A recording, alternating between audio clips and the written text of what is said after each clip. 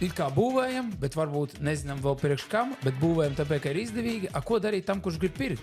Vai tagad ir labi pirkt, vai tomēr gaidīt? Ir atkal opozīcija pār cilvēku, kas saka, kam tu būvēsi, priekš kam tas ir jādara. Mēs viņu mūsu paudze, ja aktīvāk, vēl agresīvāk sāk ņemt kredītus, protams, tur tā cena var arī droši vien reiz divi izaugt. Ko tu paredzi, ja mēs skatāmies uz to nekustamā īpašuma nozari, tas viss, kas tiek būvēts, cenas cilvēkiem interesanti šobrīd, vai cenas kāps vēl, vai kad viņas beidzot kritīs? Vai tad mēs ejam šo absolūti masveida renovācijas, siltināšanas ceļu, kur visu šo veco fondu kapitālu pārveido, vai mēs ejam šo otru ceļu, kas ir likt iekšā jaunus produktus un īstenībā šos te vecos produktus pakāpt. Palielam, jā. Es runāju ar vienu lietuviešu attīstītāju, mēs tā pat pasmējāmies, ka tur Lietuvā 4-5 tūkstoši nevar vairs īsti neko atņemt. Nav vienkārši, nav bet būvniecības izmaksas viņam arī ir tik augsts.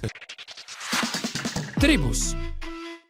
Dāmas un kungi, šodien pie manis ciemos ir Auseklis Sarkans no Wealth Investments, pareizi. Jā. Un mēs šodien runāsim par investīcijām nekustamā īpašumā un tieši šai kontekstā par investīciju projektiem, kā tie tiek aprēķināti, kāda ir vide šobrīd šai biznesā. Un čau, Ausekli. Sveiks. Čau, Igor. Prieks tev redzēt. Jārunā ir par investīcijām. Investīcijas ir laba tēma, aktuāla tēma. Domāju, ka daudziem aktuāli, jo, zin kā, iet pa pilsētu, redz, ka mājas būvējās, pilsēta attīstās, un skaidrs, ka katrs tās mājas, tur ir biznesa, kāds tur to projektu tājas, kāds tur pelna naudu. Tā ir, un daudzi noteikti to ir pamanījuši, ka pēdējo gadu laikā būvniecība ir aktivizējusies, arvien vairāk mēs redzam būvlaukumus. Esmu dzirdējis, es atkārtošos, ka cilvēki vērtē ekonomiku pēc krānu skaita pilsētā. Tas ir dīvaini. Viens no labākajiem vērtējumiem. Nopietni. Objektīvākais, protams. Okay. Un pēc tam vērtēja krīzes dziļumu pēc nepabeigto māju karkas skaita redzamo to māju. Protams. Pāri, tas kā klasika, jā. Jo tas tie krāni, viņi tā kā mēra to augšupejas periodu. Un tad, ja ir bijusi pārkaršana, tad viennozīmīgi pēc tam paliek pārtajā krīzes periodā tās neuzbūvētās mājas. Un tad jau vairāk šādas mājas, jo bijusi augstāka pārkaršana, dziļāks kritums. Tā kā mums, piemēram, bija tajā 9. gadā. Tā tas ir, jā. Tā tas ir, Igor. Baigi interesanti, jā. Es tādā kontekstā vēl tik tālu nebija padomājis par karkasu skaitu. Jā, protams. Ja mēs varam vērtēt ekonomiku pēc krānu skaita, tad tā ir būvniecības nozare, nekustamā īpašuma nozare. Bet cik tas daudz no visas kopējās ekonomikas aizņem un kā tu to redzi kopējā bildē? Būvniecība parasti ir 10-15%. Tāda plašākā, atceramies, būvniecība plašākā izpratne. Tur arī būvmateriāla tirdzniecība, būvmateriāla piegāde, depo. Darbs. Tostarp arī, jā, tas jau viss iet kopā vienā lielā komplektā. Tur, būvnieku uzcenojumi un tur administratīvais atalgojums un tam līdzīgi. Parasti jau īstenībā no ekonomikas, ja mēs skatāmies, tad arī šo te īstenībā var mērīt, jo lielāks ir būvniecības vai nekustamā īpašuma nozares īpatsvars koproduktā ekonomikā. Jā. Jo arī mēs atkal atgriežamies atpakaļ pie tā, ka ekonomikas sils jau šo te būvniecību. Īpaši dzīvojamais fonds, jāsaka godīgi, ir viens no tādiem indikatoriem, kas parāda, kad ekonomika karsējās. Bet piedodies tā uzreiz. Un cik tad tas procents ir, kurš ir tas kritiskais? Kā tev šķiet? Jā, tā varbūt kaut kādi modeļi. Nepateikšu, bet var pastīties par to pašu Dubaju, kur, es nemaldos, bija tur kaut kā 20-25%. Tas jau skatās daudz. Jā, man liekas, ka viņiem pat vēl vairāk varētu būt. Varbūt, jā, es saku, bet man kaut kāds tāds stāv prātā, kas tikai ir kāds 2 reizes vairāk nekā mums. Jāatcerās, ka tā ekonomika ir kaut kādas diezgan daudz pozīcijas, kuras tu nevari pēc būtības izslēgt ārā. Ja tur koproduktā iet iekšā, tur skolas un tur visāda veida sadzīves pakalpojumi, veikali. Ir liela tā pozīcijas daļa, kas ir nemainīga. Vienmēr tur būs jābūt, tur publiskais transports. Un tad ir tās pārējās nozares, kuras tad cīnās par to ekonomikas, nevarētu teikt, varbūt pīrāgu, bet par to koproduktu daļu. Protams, īstenībā tirgo, ja mēs skatāmies, cīnās arī tur par darbiniekiem un tur par iespēju taisīt biznesu, tad jau kāda no šīm nozarēm ir jaudīgāka, agresīvāka, jo viņi var paņemt. tāda laika, protams, ka nav, bet tā pašos 7. gados, ja tu gribēji labi pelnīt, un tu biji diplomāts, nezinu, tur finansists, tu gāji pa flīzētāju vai pa kaut ko citu un pelnīji naudu, jā. Jo bija tas pīrāga lielākā daļa, tur tā nauda bija. Tur koncentrējas nauda, Kā tad īsti ir, mums tas pīrāga daļa ļoti piepalielinās, vai viņa... Es tā neesmu skatījies, lai tā tik atbildētu. Es vienkārši to kopējo bildi mēģinu saprast, vai tie apgriezieni ir uzkāpuši daudz, vai arī vienkārši mēs tagad redzam vairāk krānus, jo tagad notiek būvniecība. Čatiņā ielikt iekšā pajautāt. Tas šeit gan vairāk būs tāds sajūta, ka man tāds precīzi statistika galvā nav par šo, bet pieaugums noteikti ir. Ja? To, man liekas, ja par Rīgu skatās uz labāk, man liekas, domāju, skatīties jauni uzbūvēto dzīvokļu skaitu, būvniecībā esošo dzīvokļu skaitu un arhitektūras projektos pieteikto dzīvokļu skaitu. Pieteikto dzīvokļu skaitu. Kas ir ar projektiem? Mums, protams, jaunu uzbūvēto dzīvokļu skaits īpaši nav palielinājies. Es skatījos, jaunu uzbūvēto? Jā, no eksploatācijā, jā. Lai gan liekas, kad ir, bet īstenībā, kad atstās atpakaļ, nav, ka tas mums tāds vēsturis, tas ir ap 2000 dzīvokļi gadā Rīgā. Jā. Ko domā par tiem 10,000 mājvietu? Esmu par. Jā, bet tā politika, ja? Es vienkārši gribu uzreiz tālāk uz šai sarunā virzīt arī par to politisko kursu, ka ekonomika negluži jābalsta, bet kad šis arī ir jāatbalsta, ja? 10,000 jaunu mājvietu gadā Latvijā, un ka politiskā griba ir atbalstīt to būvniecību, šo pīrāga daļas nepalielināšanu vai palielināšanu, ticamāk, jā. Palielināšanu, veicināšanu, ka tai būvniecībai ir jābūt un tiem jauniem projektiem jābūt. Ir atkal opozīcija, kas, te jau politikā, bet vispār cilvēku, kas saka, kam tu būvēsi, priekš kam tas jādara, bet tā ir tā kā attīstība. Jā, ko tu domā par to? Plaša tēma. Jo tagad ir 2000, tu teici. 2000 Rīgā. Iedzīvotājs skaits, diemžēl, mums samazinās Latvijā. Izskatās kopumā noveco arī to starp iedzīvotājs skaita novecošana. Labs jautājums, vai tik nenozīmēs to, ka vidējais iedzīvotājs kļūst tomēr trūcīgāks vai sociāli atbalstāmāks. Nevis, ka viņš ir gatavs kaut ko pelnīt un ieguldīt. Tas ir tāds lielais. Un otrais, protams, ka tas fonds jau ir, esošs fonds ir liels.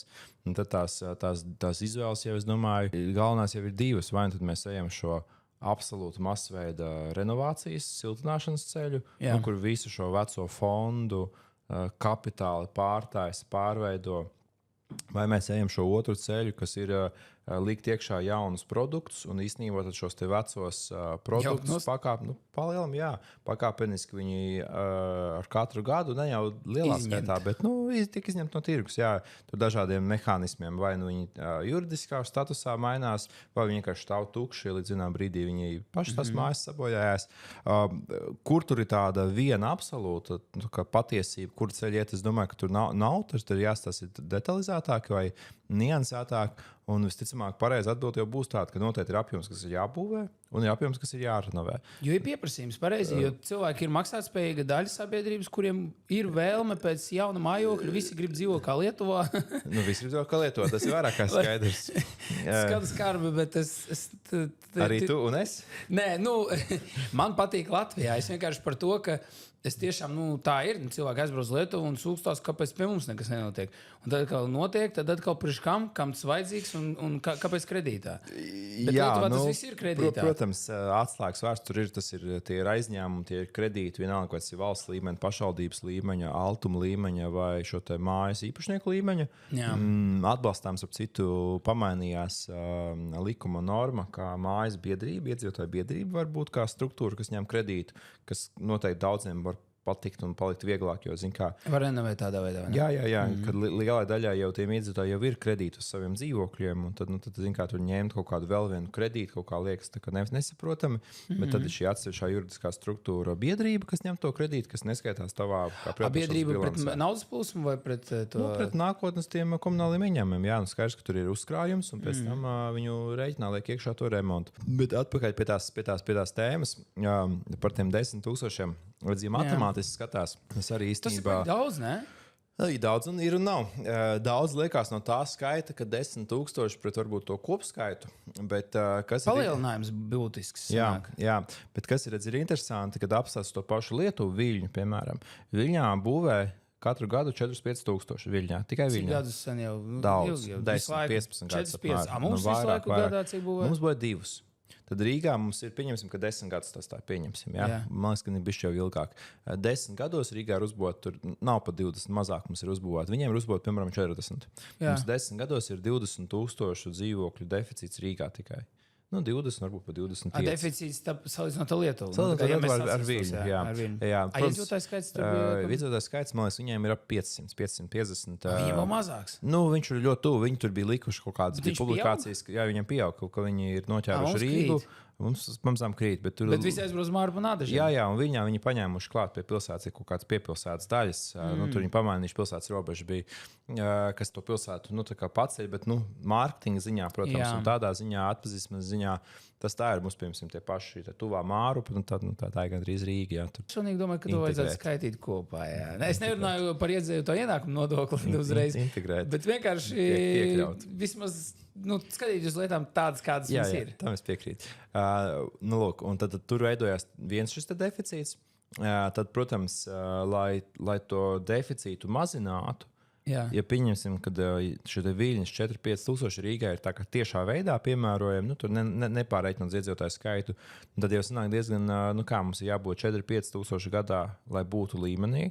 Mums ir jābūvē kaut kas vēl pa virsu Rīgā, lai noķertu to deficītu. Piemēram, tur 7 tūkstoši jābūvē. Un tad atlikušos 3,000 pa visu Latviju. Tas vairs nemaz neliekas tā, ka baigi daudz. Tas jau liekas, 3,000 visā Latvijā varētu būt. Ja tur iekšā ir lielās reģionālās pilsētas, ja iekšā Mārupas, visādi Ādaži, tas tā tik vien būs. Tas ir būtisks skaidrs. Es domāju, Pierīga noteikti, ja to vēl liek klāt. Jā. Es vairāk domāju par to, vai Viļņā nav tā, ka tur pieaug tas iedzīvotājs skaits, un to tu tad arī apmierini ar tiem dzīvokļiem. Mums atkal ir tā, ka kaut kā savādāk. Tu izvilini no vecā fonda, vecais fonds tā kā bišķi. Lai būtu pavisam godīgi, mums ir ļoti liels vēsturiskais centrs un liels renovāto māju skaits. Tur ir pārsvarā tajās statistikās, kur skaita jaunos projektus, tur neskaita renovāts mājas.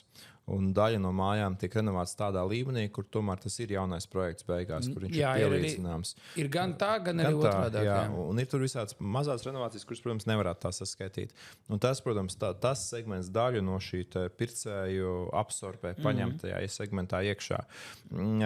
Protams, ja skatās tādā ilgākā periodā, un zin kā, kāds klausītājs pie sevis gribētu jautāt, bet kas tur tiem sēriju vai dzīvokļiem un to, tur tāda viegla, laba, patīkama atbilde jau nav. Ja, tur, manā skatījumā, ka tas daļa noteikti tiks norenovāts un viss būs kārtībā, bet daļai tur tas liktenis būs kāds būs. Tas varbūt būs mazāk pieprasīts apkaimes, varbūt mazāk pieprasīts vietas, varbūt kaut kādas pat tai pašā vietā, kas varbūt ir visādi citādi pieprasīti, ir atsevišķas mājas, kuras varbūt ir kaut kādu eksploatācijas iemeslu dēļ sliktākā stāvoklī, kur tā renovācija kaut kā liksies vai veidosies dārgāk. Dēļ lokācijas, es domāju, tas mainīsies. Tas kontingents pamainīsies, un tad tas cilvēki, kas tur dzīvo, tad arī būs vietas, kur tās mājas būs loģiski renovēt, būs, kur loģiski būs. Tepat mēs esam centrā Vesets ielā, un kas tur ir, tu zini, tas kvartāliņš starp Valdemāru, Vesets, un es nezinu, tās mazo ieliņu nosaukums, kur ir šīs te Hruščova laika ķieģeļu mājas. Jā, Tomsona ielā, jā. Skaidrs, ka šeit viņas viss tiks finālā norenovāts nosauktās. Arī Agenskalnā tas pats. Arī Agenskalnā būs tas pats. Tur tā kā nav tāds, tur ir laika jautājums, tehnikas jautājums. Bet ir tādi vecāki, tādi mazāk nozīmīgi punkti rajonos, kur varbūt tās mājas viņi nerenovēs. Un arī tā vieta vairs nav tāda. Tā vieta vairs nav tik pievilcīga, kur ir padomju laikos saistībā ar padomju laiku to plānveida ražošanas, tur nezinu, vai ostu vai transporta infrastruktūra, tur ir bijuši vajadzīgi lieli dzīvojamie masīvi, kur vairs tā darba vietas tur īsti nav, un tad tur dzīvot ir jābrauc tāpat vai uz centru vai kaut kur citur, un tā vieta zaudē savu pievilcību. Tajās, protams, ir grūtāk tā dilema. Neviens gan nezina. Ja? Tad nekur nav teikts, ka tad nebrauks tur iebraucēji, kas tādās vietās tur masveidā apmetīs kaut kāda lokācijas rajona. Kaut kāda lokācija dalījuma, kas daudz kur Eiropā tā ir, ar plusiem un mīnusiem. Ja? Tur nav tikai mīnus no tā. Kā domā par migrantiem, ja mēs runājam iebraucējiem cilvēkiem, kas varbūt pat ne no Eiropas, tu pats saproti, ja? Un tad veidosies kaut kādi rajoni, varbūt tur kaut kāds tas vesels segments tam paredzēts, vai... Mums ir priekšvēlēšana laiks. Es nācu un domāju par šo Ka partija varbūt Vai drīz arī aizdomājos. Protams, ja kāds politiķis klausās, programmā savā aizklauvēt. Zin kā, tā demokrātiskā situācija ir kāda ir. Tā nav īsti maināma. Un tad daudz, kur saka, vieta tukša nepaliek. Un veidojas šis spiediens no visādu veidu citu tomēr valstu iedzīvotājiem šeit doties. Jā? Un skaidrs, ka ir pie 1% apjoma sabiedrībā to var akumulēt vai integrēt vienalga kāds vārds. Jā. Tur gan arī ir jāskatās, kuras reliģijas, kuras tautības, kuras pasaules kultūras izpratnes var integrēt, un kuras integrējās vieglāk un kuras neintegrējās. Es pat teiktu, tur pat nav daudz ko pētīt. Tur diezgan skaidrs, jau, kas integrējās un kas neintegrējās. Jā, tas jau var pastīties citur. Mūsu gadījumā pieļauj, lai kāds var patikt vai nepatikt, bet droši vien, ka mums, ja skatās ārpus Eiropas, tad vieglāk integrēsies. Protams, tur Ukraiņi, tie paši Baltkrievi, tie paši īstenībā arī Krievi, lai tas var patikt vai nepatikt, un kas tad tur nāk visādi Gruzīņi. Kazaki, Uzbeki. Man liekas, mums ir lielākais iebraucējs skaits, vai viens no laikam no Uzbekistānas. Ja es nemaldos, tur gan liela daļa, man liekas, viņi tik un tā arī ir musulmaņi, bet viņi jau ir tādi citādāki. Viņi kā darba spēks, viņi labi integrējās. Diezgan labi integrējas, un valoda, var patikt vai nepatikt. Tas, ka krievu valoda viņi atbrauc, bet tā kā sabiedrībā viņi jau kaut kā uzreiz var darboties, jo ne visi angliski runā, un tur sagaidīt, ka visi atbraucēji runās tur. Bet tas jau skaitās pie populācijas, kad Jā, viņi oficiāli atbrauc ar oficiālām vīzām, tad ne. Cik daudz mums ir neoficiāli tādi? Kā es to varu zināt? Es nezinu, tev jāpajautā, kāds tad, iekšlietas ministrs vai kas tur. Es pagaidīšu šo priekšvēlēšanas, bišķi vēl tuvāk. Kāds politiķi varbūt jāpaicina. Bet atgriežos pie tās, un tad es tā arī pie sevis domāju, ko es darītu, ja man būtu tas burvju zīles vai iespēja ietekmēt. Es droši vien liktu kaut kādus nodokļu atvieglojumus, ka būtu programma, ar kuru var braukt. Renovācija pats par sevi, bet par darba spēku. Būtu programma, ar kuru varētu šeit braukt no Eiropas, no īstās Eiropas darbinieki, strādāt. Būtu limitēta laika perioda darba vīzas režīms ar nodokļu atvieglojumu. Un tad jau ir jādomā, jārēķina, kas tur nāk iekšā. Varbūt tas ir režīms, kurā ir mazāks sociālais nodoklis, jo viņiem, bet arī tiem cilvēkiem izskaidrot, ka mums ir 2 režīmu pensiju uzkrājums. Mums ir pensiju uzkrājums. Kas pievilinātu tādu uzņēmumu? Tie būs šie ārzemju uzņēmumi, kas šeit vērt vaļā nosacīts back office. Nav jau nekur teikts, ka visi cilvēki vienādi. Ka visiem cilvēkiem ir vienāda izpratne par šo centralizēto pensiju sistēmu. Pieņemsim, tas pats otrais pensiju līmeņa jautājums, par ko arī mēs tur iepriekšējos diskutējām. Tur jāizņem, nav jāizņem. Skaidrs, ka tur nav viena atbilde, kad vienādi. Jā. Ir kas labprāt to izņemt, ir kas neizņem. Ir kas, kam patīk tas princips, kad no algas nosacīt piespiedu veidā tiek veidot šie uzkrājumi nākotnē. Ir kas to negrib. Es domāju, ka ja mēs tā. Es nezinu, vai tādu eksperimentu taisīt ar vietējo sabiedrību. Tas ir labs jautājums, bet ar šādu ārzemju sabiedrību, kur mēs tik un tā, mums jau ar kaut ko konkurējam, tādā Eiropas līmenī, kaut ko mums jāpievilina. Ir kaut kādi jādod vai bonus vai atšķirīgās lietas. Un es pieļauju, ka ir tīpaši Eiropas līmenī būs pietiekoši daudz cilvēki, īpaši jauni gados, kam būs prioritāte. Mana prioritāte ir no manas algas saņemt neto pēc iespējas vairāk. Es saprotu, tādā veidā pēc iespējas vairāk neto. Un tas, ka man tur uzkrājās pensija par kaut kādu absolūtu minimumu, bet oficiāli šeit netic pensiju sistēmai. Viņš vienkārši netic, vai tas ir pārāk tālu, vai viņš ir sava sistēma, viņš ir savu naudu, dažādi. Vai beigās viņš redz, ka viņš šeit nostrādās, 3-4 gadus, un viņš tāpat brauc atpakaļ, piemēram, uz Nīderlandi pie lielas algas, un tur turpinās strādāt tālāk. Kaut ko tādu meklēt, tur gan jāsās, ko Eiropa, vai tur Eiropa pateiks, ka tā nevar darīt, ka tur Eiropā vienot pensiju sistēmu. Bet mēs tagad par to, kā uzlabot. Tas par tiem iebraucējiem, bet atpakaļ pie īpašumiem. Tur ir tas, bet tie cipari lieli. Bija arī īstenībā gan gatavoties šeit, gan vispārīgi lasīju, bija publiskā diskusija par Latvijas to mājokļu politikas izvērtējums, starpizvērtējums bija, kur tur arī bija tiešām šie lielie cipari. Tur diezgan bēdīgi bija. Tur bija šis 10,000 dzīvokļi gadā jāuzbūvē, kur tur otrā pusē ir uzbūvēts tur absolūti nekas. Rīgas programmā, man liekas, bija 5-6 tūkstoši gadā, kur ir šie paši zem 2. Latvijā, man liekas, kopumā tur ir kaut kāda 3,5, restīvi, mēs nevis bišķiņi atpaliekam tiem mērķiem, bet būtiski. Ir gan uzlabojumi, jā, var patikt, var nepatikt, bet... Kas bija pamatojums par tiem 10,000 mājokļu, ka viņi nepieciešami? Jā, tas ir, tur analītiķi ir izrēķinājuši. Tas pats bet tas nav tikai, lai atbalstītu ekonomiku. Tas ir ka tiešām tie mājokļi ir... redz, mums ir... Es pat neredzētu, ka tas būtu kaut kas slikts, ka mēs būvējam, tāpēc, ka ekonomikai tā ir labi, tā ir tāda attīstība. Ir liels tas īpašuma fonds, no galas es nepateikšu, bet tie ir, kāpēc man nāk prātā 600-700 tūkstoši ir mājokļi kā vienības. Jā. Renovāts, jauni būvēts segments mums ir noteikti zem 20%. Noteikti zem 20%. Jautājums, vai nav beigās zem 10%. Ko mēs skaitām vēl renovēt un tam līdzīgi. Neliels apjoms. Skaidrs ir tas, ka vidējais cilvēks, vidējais iedzīvotājs nav tomēr tādā izpratnē, ka savs mājoklis ir tur visu laiku jāiegulda, jāuzkrāj. Vidējais ir tomēr, ka vienkārši let's go. Savu dzīvokli ir remontējami, bet īpaši dzīvokļu māja gan vairāk būs, bet to kopējo, tad tur tas apsaimniekos kaut ko dara, bet šīs iniciatīvas, pat ja tas apsaimniekotājs nāk, un reti, kad nāk, vai tagad ejam uz siltināšanu, tagad krāsim, tagad atliksim tur. Tas mazākajā daļā iet cauri. Un tad laikam ejot uz priekšu, un tas ir laiks jau ir pagājis, tur ir daudzām tām mājām 50-100 gadi. Tas liels segments jau ir novecojis. Tīri tehniski. Sērija ēkas, pirmskara ēkas, visādas koka ēkas. Ir koka ēkas, kurām ir 150, 130, 120 gadi. Lielākajai daļai mūra ēku tur ir 100, 110, 120 gadi.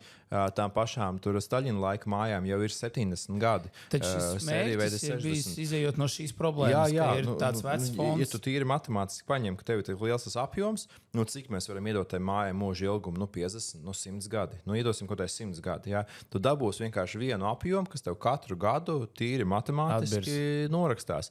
Bet tas būtu tad, ja mēs maģiski pieņemam, ka tās mājas ir tā kā vienādas un jaunas. Bet viņas jau nav. Tas vecais segments jau ir liels. Viņš neproporcionāli lielāks ir. Kas nozīmē pie tā krituma, ka tev jānoraksta. Tev jau nav jānoraksta īstenībā 1% no visa kopumā. Tev ir vairāk jānoraksta. Un 1% no tā apjoma ir kaut kāds 6,000 gadā. 1% no esošā fonda, tas būtu 6,000.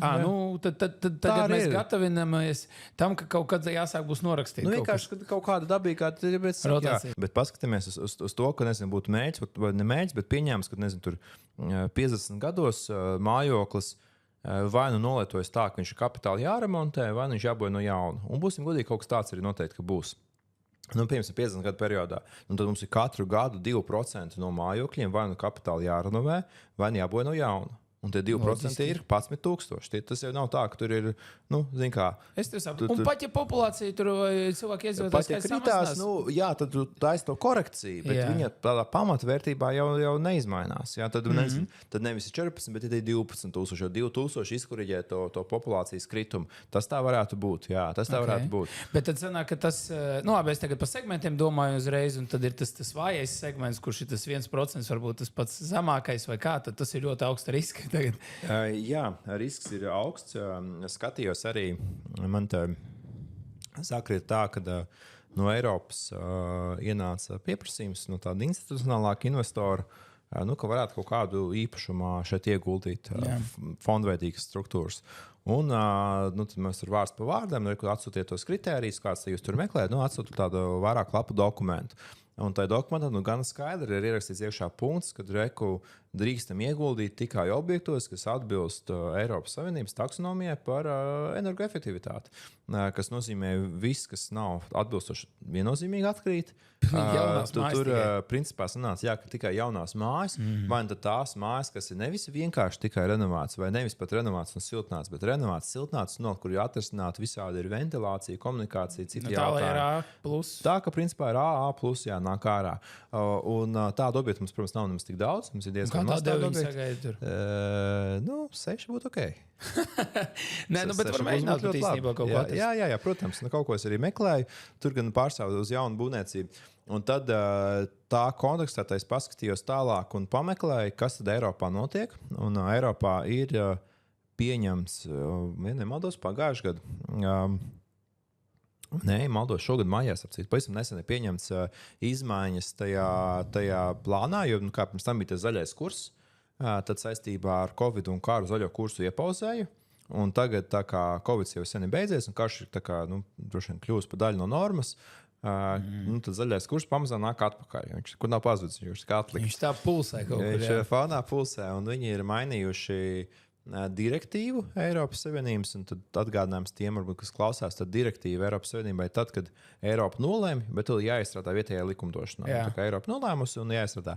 Un tur bija, negribu samānīt, bet man liekas, ka bija līdz 30. gadam ir viens ietaupījums jāpanāk no mājām, un līdz 35. gadam otrs ietaupījums. Un tad tas ietaupījums... Kas ir tas otrs ietaupījums? Mēs jau pirmo, man liekas, esam panākuši. Jā un nē. Tur ir kopējais mājokļa segmenta tas CO2 patēriņš. Kā kopējais? Uz visu... Vēl viena motivācija. Nē, uz visu valsti. Uz visu valsti skatoties. Uz visu valsti. Tas vecais fonds jau viņš tā kā valda uz leju. Jā, tur ļoti interesanti. Skaidrs, ka jaunās mājas mums jau ir pieņemts atbilstoši ar Eiropai, ka tās ir A+, principā nāk ārā.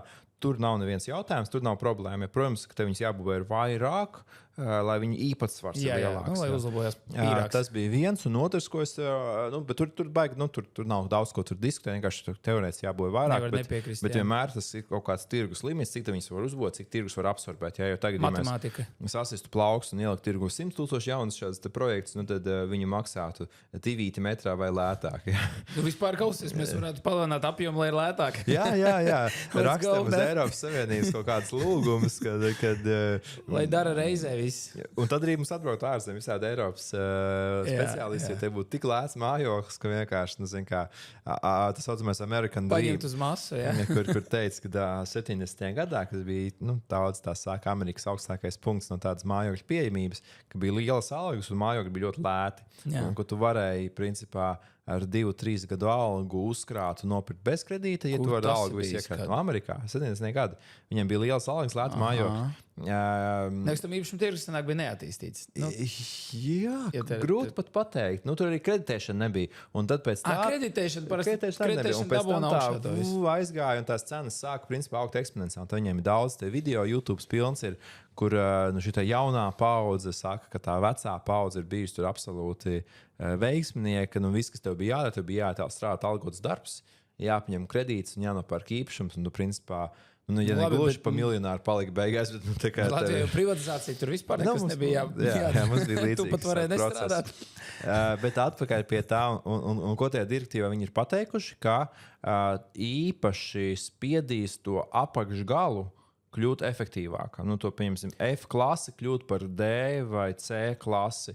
Un kad viņi ar likumiem, prasībām, ar visu pēc kārtas. Un ar pātaks un burkāni. Protams, no vienas puses būs granti, kas jau bija arī granti.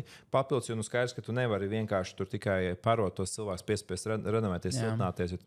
Tas ir dārgi, un tā būvniecība tiešām ir dārga. Un lētāk tas nebūs, tas tikai dārgāk paliks. Un otrā pusē, protams, tu viņus tā kā sāc sodīt. Un kā tad sāks sodīt? Vai kā uz ko tas iet? Lielie investori, fondi jau tagad ļoti izvairīgi.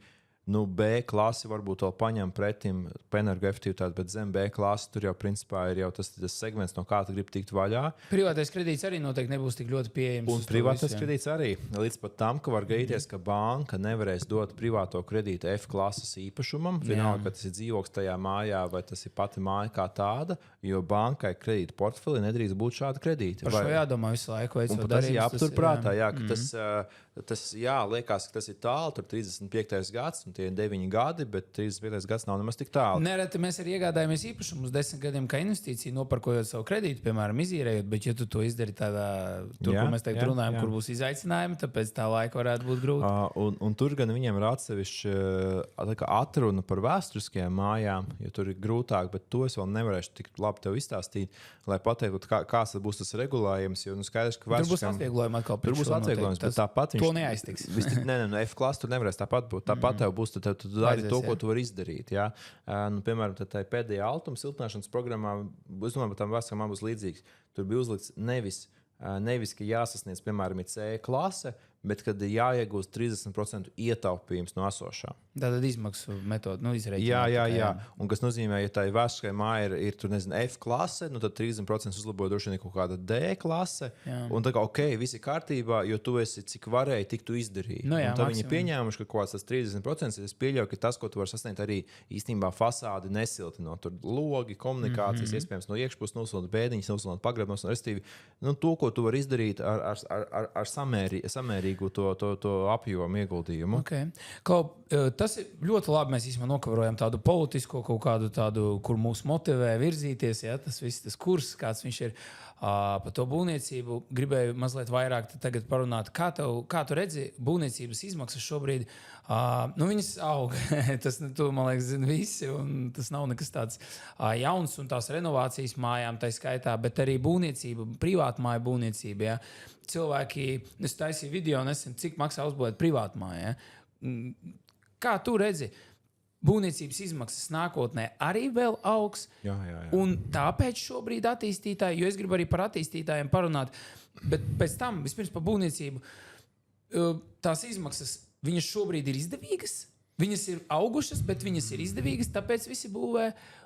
Nekas, ka nepārdošu tagad nākamajos 2 gados, 3 vai arī vienalga. Es būvēšu tagad, jo naudu turēt nav jēgas, un tagad materiāli un darbs ir it kā dārgāki kā iepriekš, bet tas ir lētāk, kā būs rīt, un tāpēc būvē. Kā tu to skaties? Būvniecības izmaksas tieši. Redz, arī es varu pasakāt par savu ideālo pasauli. Ja? Man ir ideālā pasaule, esmu tā nodefinējis savu ideālo pasauli, ka manā ideālā pasaulē es gribētu, lai man būtu savi būvnieki. Visas cenas ir piefiksētas. Tas būs vēl labāk. Ideālā pasaulē man ir robotu būvnieku brigāde. Oh, my God! Tu jau esi jau tur. Kuriem ir šī arī tā mašīna, kas pati brauc. Ja 4 vietas, tad man ir 4 robotu brigāde. Kā strojķeļi, man ir celtnieciņi. Un tad man ir kaut kāda viena vieta, kur viņi lādējās. Tad viņi aizbrauc, viņi palādējās. Tad viņi kādai mašīnā brauc uz objektu. Paši viss notiek paši. Jā, un strādāja 24/7. Neviens viņam tāds īsti tā kā brigadieris nav vajadzīgs. Un tas no vienas puses, no otras puses, lai tas būtu vēl, protams, maģiskāk. Ir pasaule, kurā ir lēta elektrība. Ir pieejama daudz lēta elektrība. Vienalga no maniem pašiem tur saules paneļiem vai tur tīklā ģenerētā. Protams, tajā brīdī tas kļūst droši vien lēti, un tam robotam vēl jāspēj strādāt. Ka viņš tā kā jau tiešām ir. Tā nav pirmā versija robotam, tā ir kaut kāda 5., 10. versija, ka viņš jau tur. Lai tādu atmaksātu, tas varētu nebūt lēti arī. Nē, tas robots jau nav tik dārgs. Viņš ir cik tur. Tur 20, 30, 40 tūkstoši robots, ka mēs pastamies, tas ir viena cilvēka, viena gada alga. Pat ir vairāk jau. Viņš ir robots, tur strādās 5 gadus, un viņš strādā 2-3 slodzēs. Protams, visticamāk, ka starposmā jau ir tā, ka te objektā ir, nezinu, tur 4 roboti, 4 cilvēki, vai kaut kāda proporcija, jo visu to robots nemācēs izdarīt. Bet, protams, tad tas kļūst lētāk. Efektīvāk. Jā, un tad ir ielikts, ka tādā nākotnē, protams, tā būvniecības izmaksas var pēkšņi sākt strauji samazināties. Ja tu man jautāji par izmaksām, par laika, es tā kā Elons Musk par laika grafiku, es nevaru pateikt, es tikai vīzijās runāju. Kaut kad jau tas varētu kaut kad tas būs, bet līdz tam, kamēr tas tomēr ir cilvēku darbs, ir kaut kādas mašīnas, kas bišķi kaut ko uzlabo vai kaut kāds aprīkojums, bet pēc būtības cilvēku darbs, materiāli kļūst dārgāki. Es īsti neredzu nevienu iemeslu, tai būvniecības izmaksai sāk samazināties.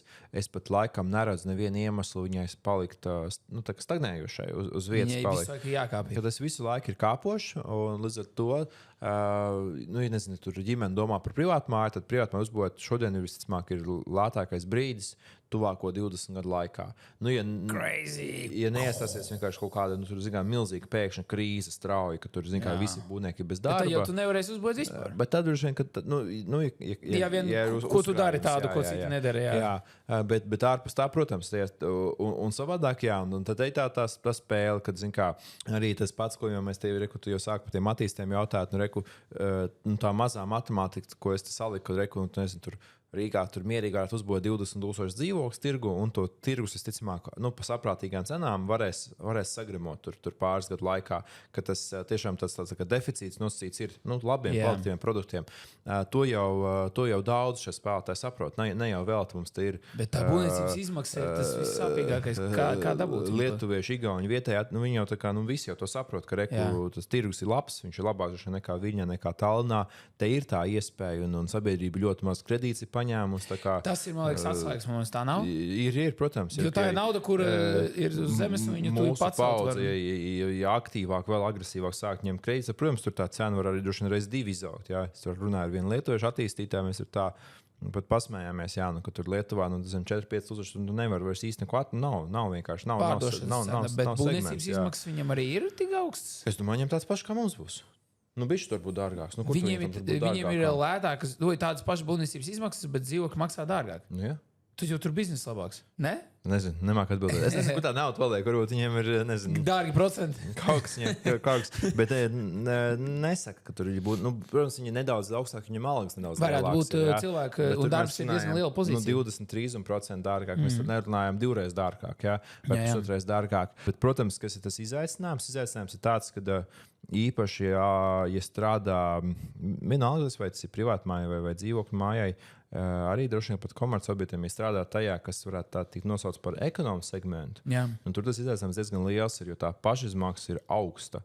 Un tā mārža, tas uzcenojums, nav tā, ka baiga liels. Bet tur tu to apjomu vismaz var, jo dīli varbūt. Ja tu vari to apjomu, protams. Bonava, Valterciems. Jā. Man liekas, tas ir tāds, tur nav daudz ko minēt. Un tad tu piemini, lūk, šis ir tās. Masu produkts, tipveida, standartizēts, iespējami atvieglot būvniecības izmaksas samazinot. Bet, protams, tur, kur mēs runājam par, tie paši 20,000 dzīvokļu, tas nav 20,000 dzīvokļu par 4,000 eiro kvadrātmetrā Rīgā. To nevar paņemt.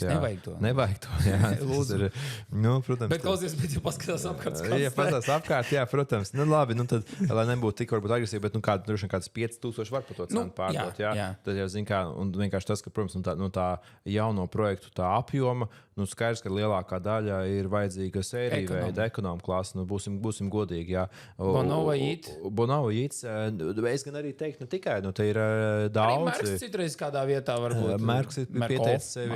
Tas pats Invego ir pieteicis sev tajā segmentā. Jā. Viņiem arī visiem ir vienkāršāki projekti. No vietējiem ir vairāki pietiekoši lieli spēcīgi attīstītāji. Par attīstītājiem īstenībā vietējie. Tas ir arī par to, ka tagad būvniecība ir kā dārgāka paliks, bet vienalga daudzi labprāt grib iesaistīties attīstības projektos, investēt nekustamā īpašuma attīstībā. Tā ir, vai ne, ka ir vietējie mūsu uzņēmumi, viņi, kuriem ir līdzekļi, kur ir tādi, tur es nezinu, kas ir Hagbergs, tagad Liepājā būvē, vēl kaut kur varbūt būvēs, un ir citi tādi uzņēmumi, kuri nodarbojas varbūt ar meža izstrādi, vēl kaut ko. Viesnīcu operatori lieli projektus palaiž, Tas nav viņu biznesa, bet viņi nāk iekšā kā attīstīšanā. Ko tu par to domā, kāpēc? Jo nav fakts, ka viņi... Kas ir tā motivācija? Vai tā peļņa attīstīšanā, vai tā vēlme nepazaudēt naudu un investēt nekustamajā? Nekas, ka es nepārdošu nākamajos 3 gados. Atdevi nevajag tādu kā iepriekš tam spēlētājiem, kurš te bija kā attīstītājs, kuram vajadzēja tos 20-30% gadā. Un tad viņam bija tā matemātika balstīta uz to. Tagad ir savādāk, vienkārši ir tā nauda, vai ieliksim nekustamajā būvniecībā cenas augs, viņam tas aprēķins pilnīgi savādāk uzreiz to projektu. Jā. Tu gan paņēmi tur 3 segments. No to vieglāko, ko droši vien ar tādiem uzņēmumiem kā Hagbergs un citiem, kas ir šādi jau kalibri, kas ir liels uzņēmums ar lieliem finanšu rādītājiem, kura it kā pamatbiznesa nav īpašuma attīstīšana, lai gan jau viņi to ir pielikuši klāt kā vienu no saviem pamatbiznesiem. Tas ir apsaimniekšanas uzņēmums. Tev ir liels bizness, kas ģenerē naudu. Un tev šī nauda kaut kur ir jāieliek. Tu var dabūt pēc tam labu, lētu kredītu, tev kaut kur jāieliek. Protams, viņu gadījumā skaidrs, ka tur nav vajadzīga tā vislielākā peļņa pasaulē, jo tas ir arī uz lielāku apjomu, ilgtermiņā spēlēt. Viņi, man liekas, taisa tikai īres projektus. kas arī vēl ļauj to matemātiku vēl labāk uztaisīt. Pagarināt arī. Jā, un pagarināt un ar mazākām atdevām strādāt. Tev ir liels bankas kredīts, tev ir šī uzņēmumā jau uzpelnītā nauda, kapitāls, kur tu gribi laist atpakaļ tirgu. Saglabāt arī, ja tā var teikt, tu zini, inflācija. Ka būvniecība lētāk nepaliks, un tev tas īres mājas kaut kādā ziņā sinerģē ar to apsaimniekošanas pamatbiznesu. Izcils spēlētājs, izcilā pozicionējumā, viens iespējams no spēcīgākiem, kas būs. Varētu pat teikt, ka kaut kādā ziņā mēs šāda profila tieši Hagberga dzīvojumā segmentā varam pielīdzināt tur pičas veiksmes stāstam noliktavās. Kaut kas līdzīgs, kas arī saistīts lietas darīja, būvēja citiem, tur projektēja tās noliktavas, un tad pielikt klāt arī šo te attīstīšanu, reinvestējot gan nopelnīto peļņu, gan paņemot klāt papildus investoru naudu, finansējumu, kredītu naudu. Tā kā ļoti, manuprāt, labi veiksmīgi stāsti. Tajā nākamajā segmentā ir šie te citu nozaru, es tos viesnīcu operators arī likt šajā pašā pirmajā kategorijā, jo viņi tomēr strādā ar īpašumu, tur kaut kādā varbūt viņi pat viesnīcu. Tas ir tāds, tomēr tāds, tas otrs segments, kad ja tas uzņēmums ir parasts uzņēmums, IT, piemēram, uzņēmums vai tur teiks, kā mums tagad, protams, ir populāri to visu saukt. Fintech uzņēmums, fintech. Labi, par to es negribu. Tas nav par to. Tie visi tehnoloģiju uzņēmumi, Finanšu tehnoloģiju un IT uzņēmumi, kas ir tādi no tādiem lielākiem, tad, protams, tur ir savādāk, ka tur tev ir pārsvarā labi pelnoši uzņēmumi, tie ir ar lieliem apgrozījumiem, lielām peļņām, kur tu visticamāk gribi daļu no tās peļņas iznest ārā no šīs virtuālās, elektroniskās, digitālās pasaules, nolikt iekšā fiziskā pasaulē, fiziskā aktīvā. Diferencē to savu. Jā. Varētu pirkt, nezinu, zelta klučus un turēt, garāžā. Tas būtu gan tas pats, vai rektot nopērts ķieģeļus un tur blokus, vai nopērts esošus, vai uzbūvē jaunus, tad īpaši būvējot jaunus, labi, tie ķieģeļu bloki varbūt vērtībā paši par sevi nepieaug, bet tas ieguldītais darbs, tas produkts, viņš jau, tu ieliec tur naudu, un tur arī, man liekas, tirgu var redzēt, ka reizēm ir tādi projekti, kas tiek uzbūvēti, tieši tā nauda ir ielikt iekšā, vai viņš pārdosies ātrāk vai vēlāk, ilgāk, vai saprotu, tas nav vairs tik svarīgi. Redzi, tas vairs nav tik svarīgi. Šis biznes nav par to, ka tagad rītdien es redzu, ka visiem vajag tos dzīvokļus, bet es tagad būvēju, jo es iegūdu nekustamā īpašuma tirgu, jo es redzu, ka viņš ir augšu pejošs, viņš attīstās, un tai naudai, teiksim tā, viņš ir vilinošs, tā kā naudai būt tur. Un kā pirmais, tā otrais, īstenībā, mēs tam arī pirms tam priekš mums diskusijā interesants, un kā pirmais, tā otrais, īstenībā šie spēlētāji var izkonkurēt klasisku attīstītāju. Jā, jo viņam vajag atdevi. Jā, saprotu, jo šitiem ir atdevis prasības ir zemākas, viņi nopelnīs savu nauda ir lētāka un citādāk vispār filozofiskais pieejams tam visam. Un tad ir tas otrs, šitie pirmie divi tipi, un tad trešais tas tips ir tomēr attīstītājs. Mums arī tomēr, par ko ir īpaši man liels prieks, mēs paši arī nosacīti skaitamies šāds vietējais attīstītājs. Tas, ka to, ko mēs darījām un darām, mums tomēr ir paliels īpatsvars ar ārvalstu kapitālu aizmugurē, kur tad mēs kā attīstības pārvaldības komandas strādājam. Vēl īpašāks, teiksim, man ir īpašs prieks arī par šādiem spēlētājiem, kas tirgu ne jau tikai mēs, bet ir pietiekoši daudz, bet vēl īpašāks prieks ir, kur ir vietējais attīstītājs, kurš izmanto vietējo kapitālu. Tas ir tā kā, ja es pirmajos divos... Parasti produkti arī ir vislabāk atstrādātie, ne? Jā, pārsvarā, protams. Viņi zina, ko dara, tas ir viņu mājas tirgus. Iedomājies, ka mēs tagad iet iekšā, Viļņas tirgu konkrēti ar Lietuvas attīstītājiem, tad divi lietuvieši sēdētu kaut kādā laivā, video un diskutētu. Skaidrs, ka šitie lietuvieši attīstājs, viņi tā kā labāk, viņi tā kā jūt to drēbi, bišķi plānāk, smalkāk. Loģiski, tas tomēr ir mājas tirgu, tu nevari atbraukt vienalga, pat ja tā ir blakus Viļņu, tu nevari atbraukt no Viļņas uz Rīgu, padzīvot šeit 3 mēnešus un uzskatīt, ka tu esi lielākais Rīgas tirgus izpratējs, ka tu jūti tās nianses vietām, tu jūti. Tie attīstītāji vietējie musēji, viņu skaits saglabājas, pieaug? Noteikti pieaug. Arī nozares attīstība pieaug. Kas gan ir mazāk reti, kurš no viņiem izaug līdz tam izmēram, kad iet šajā lielo attīstības projektu spēlē? Neiet lielajā spēlē, jo tur tā matemātika nedraudzīga. Jā, tur tā matemātika ir grūtāka, cipari grūtāki. Vēsturiski šie paši vietējie vai latvieši attīstītāji nav līdz galam galā, vismaz vēsturiski nav mācējuši piesaistīt publiskās naudas ar tādiem instrumentiem arī mainās. Šis te pašs pieminētās obligācijas, ir vietēji uzņēmumi, kas jau sāk to darīt, jo tas ir instruments, kā tu savāc vietējo naudu. Baltijas valstu obligācijās 90%, 95%, ja ne 100% investori ir Baltijas valstu iedzīvot. Tā kā tas varbūt, ja mēs paši savā, neviens tur tāds vācietis, nenāk baigi iegūt, viņam tas ir tāls segments. Bet nav tā, ka tas ir kaut kā mainījies? Var jūs, ka kaut kāda interese no Eiropas ir? Ir, bet jo nevēl. Viņi redz to bedri, vai ne? Viņi redz bedri, viņi redz demografisko izaicinājumu, ka nav īsti skaidrība. Bet cenu bedri, es domāju, arī kā potenciālu, ka perspektīvu viņi redz. Jā, skaidrs, bet es teiktu, kamēr karš ir tas ģeopolitiskais risks viņam tomēr ir būtisks. Ja tu vari to nedarīt, tad tu to nedari. Jā, bet es esmu dzirdējis par to riska kapitālu, kas ir tā kā... Tas protams, nav atnācis kaut kāds. Ir arī riska kapitāls, kas droši vien klaiņo pa Ukrainu, meklējot lētas aktīvus, kurš nopirkt tur. Nākamais līmenis. Absolūti. Tur atdeva atkal cita. Fronte ir šeit, un viņš meklē šeit to objektu. Saprat to domu. Bet tam riska kapitālam cita atdeva. Spēlēs to, ka tā būs vai nebūs nākamā, tur saprot pilsētā, kurā būs kara darbība. Tur, protams, tur droši vien nopirkt 10 reizes, 5 reizes pieļaujam. Vispār, saprot, tur ir citi vispār dīli, un tad, ja tev izšauj, tev tur ir reizes 10, ja tev neizšauj, tad tev nekas nav, tev ir zeme ar gruvežiem. Es domāju, vai tas nav kaut kāds riska kapitāls, kurš klaiņo arī šeit un kaut ko sagaida? Es tādus baigi tik daudz pamanījis neesmu. Man net vairāk tie priecējušie stāsti ir par vietējiem spēlētājiem, par vietējiem fondiem. Vietējiem uzņēmumiem arī, kas akumulē, kas spēj savākt to naudu, kas to naudu spēj pēc tam tā tirgulīt atpakaļ. Ja redz, tad, kad tu attīsti īpašumu, tev jau veidojas dažādas tās peļņas komponentes, tev ir vai griezumi. Tev ir šī, protams, ir nodokļu, to gan valsts dabūna visos variantos, ja tur ir neizbēgami. Tas ir viens no iemesliem, kāpēc arī tā nozara varbūt tiek. Tas jau tā ir jā, protams. Tur liela daļa atnāk atpakaļ algu nodokļos, jo tur tomēr liels darba spēka ietvars ir un pievienotās vērtības nodoklī. Ja, tur liela daļa atnāk atpakaļ. Tā tas ir.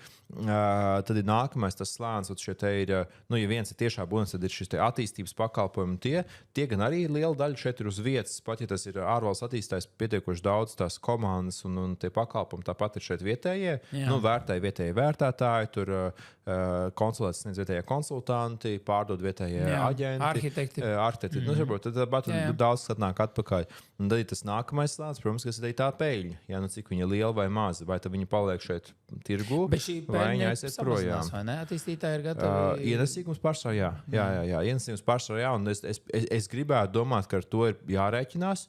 Valsts kļūst turīgāka, konkurence pieaug, mēs kaut kādā ziņā tuvojamies Eiropas rādītājiem, un Eiropas rādītāji šādu ieguldījumu, īpašumu ieguldījumu projektos atdevis ir zemāks. Un, protams, un tas izsens jau tā bijis. Protams, izņēmumiem, kā vienalga, vai tā būtu Vācija vai Spānija, tās ir tik lielas valsts, ka, protams, tur būs absolūti veiksmes stāsti, bet pa vidējo, jā, tas tur. Bet tas ģeopolitiskais moments, un tad it kā tā iedeva bija jāpalielinās, ne?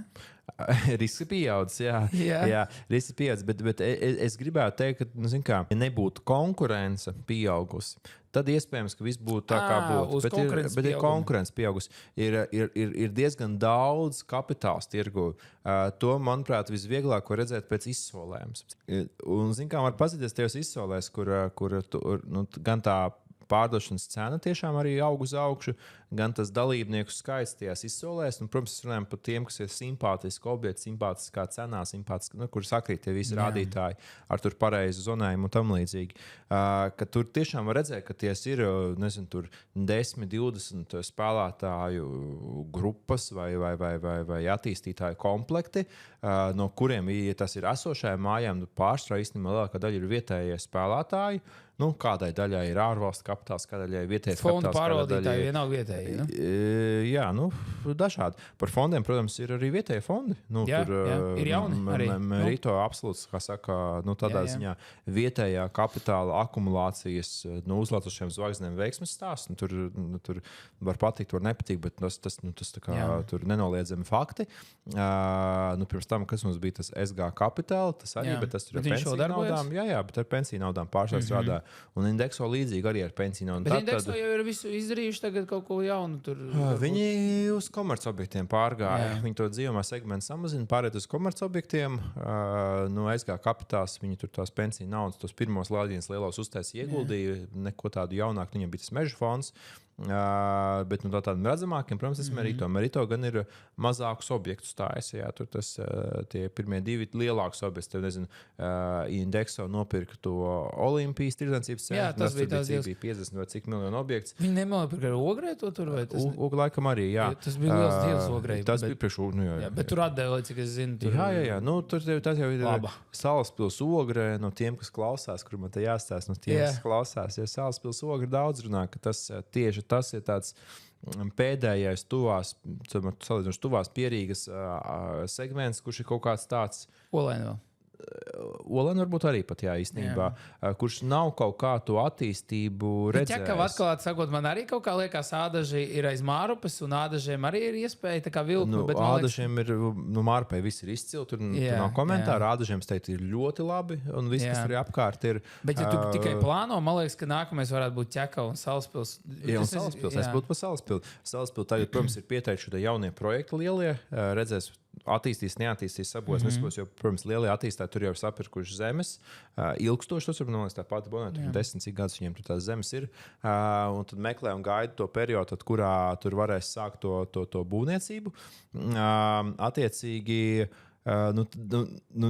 jā, bet bazādēji mazliet Nē, par tiem attīstītājiem tas kapitāls vietējais, tu teici, ka ir absolūti tie līderi. Sabiedrībā nauda ir ļoti daudz. Ļoti daudz naudas ir. Ik pa mēnesim. Tik daudz naudas nekad nav bijis. Tā gluži nav, bet nauda diezgan daudz ir. Ir šis ik pa kādu mēnesi ir tās publikācijas presē, cik tur ir šie miljardi stāv bankas kontos noguldījumos depozītā. Un, protams, būtu neprātīgi tagad pieprasīt, no šitās naudas jums visi viņi jāiegulda kaut kur. Tas nav pareizi. Jā. Bet skaidrs, ka noteikta proporcija būtu jāiegulda. Un tur mēs mierīgi varētu pat runāt, ka tas ir kāds miljards, kas būtu jāiegulda atpakaļ kaut kur. Protams, no vienas puses tiem piedāvājumiem jābūt ir pievilcīgiem, bet es teiktu, piedāvājumi ir diezgan pievilcīgi. Tur nav problēma. Īstenībā es tieši par piedāvājumu domāju, pajautāt tev, ja tu saki, ka piedāvājumā nav problēma, ja? Tad viņš ir labi izbalansēts. Viņi nav pietiekošā apjomā, jo visur, kur tiek izziņots obligācijas, viss tiek izpārdots vienmēr. Vismaz presē raksta, ka visās obligācijas, kas tiek izziņots, ir pieprasījums lielāks nekā tas apjoms, ko var ieguldīt. Viņas visas tiek oversubscribētas, angļuiski tās termins, viņas visas tiek pārāk daudz. Kurš tās bija? Invego, kas vēl? Mums te bija katru mēnesi ir obligācijas. Bet tā atdevis laikam ir 8, 9, 10, 11. Un cilvēki labprātāk iegulda tajā nekā īpašumā paši. Bet tā atgriezīsimies pēc brītiņa. Restīvi, varbūt arī pat tagad. Obligācijām minimums ir 1000 eiro. Tie procenti arī, un tas ir pasīvā ieguldījums un viss tas, bet tev ir 1000 eiro. Es domāju, tas robežs šautne. Un, kad tur apstās un izdala to, viņi presē parasti publicē tik un tik tur tie miljoni savākt no tik un tik investoriem. Tur tas vidējais ieguldījums kaut kāds 5000 eiro ir. Es saprotu, vidējais, jā. Un tad pie 5000 eiro tu nevari nopirkt īpašumu, un tad var diskutēt, ja tev kontā ir 50,000, vai tu gribi ieguldīt 10 obligācijās pa 5, kur tev citi to dara, un diversija riski, vai tu gribi nopirkt vienu dzīvokli. Abām atbildēm ir patiesība. Jā. Es, pieņemsim, līdz šim neieguldu obligācijas, ieguldu savos īpašumos, bet es arī ļoti mierīgi redzu to argumentu 5-10 obligācijas. Īpašumu kapitāla pieaugums, tomēr fizisks un visi plusi. Bet tev ir jāiet, jādarbojas. Iedomāsimies, mēs jau no nozares spēlējam. Mums jau ir vieglāk to, kaut kas tur tā nav gluži pasīva investīcija. Aiziet, izīrēt, kas tas ir, ja tas jau tur aiziet, paņem izīrē, vai tur izremontē, vai nopārdot. Bet iedomāsimies, ka tu būtu, tur nezinu, tai pašā modernajā fintechā strādājoši, tur datu analītiķis. Tu vienkārši nospied 2 klikšķus un viss. Jā, kurš ir pieredze digitāli strādāt, datorā, pogas spaidīt, skatīties statistiku, bet kuram ir šīs fiziskās pasaules tur lietas, liekas grūtas vai nesaprotams. Bet ir vēlme ieguldīt tajā nozarē. Bet ir vēlme ieguldīt, jā. Un tad, protams, tu ieej un saspaidi pogas un ieguldi, jā. Liela attīstītājā nekā, tā kā Invego ļoti labi gāja. Un tur liels apjoms varētu iet. Un otrs, protams, ir fondi, kur arī tā kā var lielu apjomu likt iekšā. nu, labi, tur, protams, tā nauda arī būtu jāiet biznesā iekšā un uzņēmējdarbības atbalstīšanā, noreducējot, jā, nu, zin kā, tā nauda ļoti daudz ir. Nu, nerunāt nemaz par pensiju līmeņiem, jā. Protams, tas pats atkal ir, tur priekšvēlēšana laiks, populāri, nepopulāri lēmumi. Protams, viens no lēmumiem varētu būt tur likt tomēr minimālo grīdu visiem pensiju līdzekļiem, cik jāiegulda atpakaļ Latvijas ekonomikā. Tieši Latvijas ekonomikā. Tu domā par to pensiju izņemšanu? Pensiju izņemšanu, pensiju ieguldīšanu, kaut arī to pašu pensiju līmeņus, ka reku tev, nezinu, uzliks ir tur 10, 20, 30% jāiegulda atpakaļ Latvijā. Jāmeklē, cik daudz Eiropa ļauj, lai tur nesākās kaut kādi Eiropas šīs prasības, bet, nu, protams, mums tas kapitāls ir tik, cik viņš ir nacionālais kapitāls, un viņš ir jāapgūst. Viņš ir šeit pat jāizvieto, saguldīties amerikāņu akcijās, kur visa pasaule gulda amerikāņu akcijās, kur viņiem nav, nu, kā pateikt, nav analogs, viņiem nav iespringums to naudu savā. Tur nauda plūst pati par sevi uz turieni. Un šeit savukārt mums vietējā tirgu, nu, mums ir jācīnās, lai tos investors piesaistītu. Un tai pašā laikā šis tomēr kolektīvās valsts līmeņu naudas, viņš viegli plūs uz to Ameriku. Jā, lai tur, nezinu, 80, 20, 30, 70, 50, 50, nu, tu proporciju uztais, kas tev ļauj to pasaules tomēr ekonomiku eksponēt, bet, nu, tu nevari tikai skriet pēc tā, nedomājot šeit par vietējā tirgus izaugsmu. Un tur saguldīt tikai īpašums arī jau būs pa šauru. Tev ir jādod arī daļa, un tās naudas ir vietējā uzņēmējdarbībā, biznesā, inovācijās, attīstīšanā. Nu, protams, jo tas būvniecība jau visu laiku nebūs, kā mēs runājam, nu, tas kurs jau ir uz kaut kādu periodu, un kā es saku, tāda sajūta, ka tiešām tagad būs baigais rūciens, darbošanās, nozarei, bet jāsaprot, kurā brīdī tas ir, nu, kā pareizi apstāties, tā kā lidmašīna, lai nosēžās, nevis vienkārši bams. Ar tādu humoru varētu teikt, ka kaut kādā ziņā būvniecības nozare vai īpašuma attīstīšanas īpašuma vispār nozare kā tāda, tā ir tā kā atbalsta nozare. Tā nav. Tev ir biznesa, pamat biznesa, jā, un šim te biznesam vajag telpas, kad tur rodās biroju, loģistikas objekti vai tur viesnīcas, un šajos te biznesos nodarbina cilvēks, kuriem vajag mājokļus, jā. Valsts vai ekonomika nevar strādāt tikai uz Dubajā. Tehniski var. Tev visu laiku jāaudzē cilvēku skaits. Pat tiem Dubajas cipriem varbūt tas samās. Varbūt tur tiešām ir vairāk tām. Bet man liekas, ka man liekas, ka ir diezgan... Jo, varbūt tur bija vienkārši viņiem baigi... Izstās daudz viennozīmīgi. Viņiem ir ļoti liels apgrozījums, man liekas, vēl vispār kā tāds. Jā, tur turisms, naftas, viņiem jau viss kaut kas cits vēl ir, ko mēs neredzam tur braucot. Tur, zin kā, bet balstīt to, ka viņi visu laiku ir uz attīstību var, ja tu sāk audzēt cilvēku skaitu. Protams. Bet, un redz, viņi to ir pieņēmuši, viņi to ir nomarketējuši, ka viņi grib būt tā vieta, kur visu laiku nāk. Arī viņi, protams, visi jau gribētu, lai uz to valsti brauc tikai miljonāri kā šie imigranti. Mēs jau arī varētu teikt Latvijā, ka... tās programmas tiek taisītas. Jā, tās tiek taisītas, bet... No vienas puses tu gribi, lai izbrauc miljonāri. Dubai skatoties, skaidrs, ka tur ir divas pasaules, tev brauc šie te pavisam lēti iebraucēji kā strādnieki, kuri tur ir atbalsta personāži bez tur īpašām tiesībām, bez pensijām vispārējā. Principā, kā es viņus varētu nosaukt par nomāts darba spēks. Smagais. Kurš atbrauc, pastrādā un kā nomas, nevis, ka tu esi nopircis preci, bet nomājas, viņi nolietojas, tu viņi dod atpakaļ, un visu viņam jaunu. Nekādas amortizācijas tā teikt. Nē, tas ir tāds... Kā sabiedrībā, nu? Jā. Un tad otrs segments, kas ir šeit, droši vien tādi amerikāņi, eiropieši, kas uz turieni brauc, turīgi, vai kā speciālisti, vai taisīt biznesu, vai jau kā investori.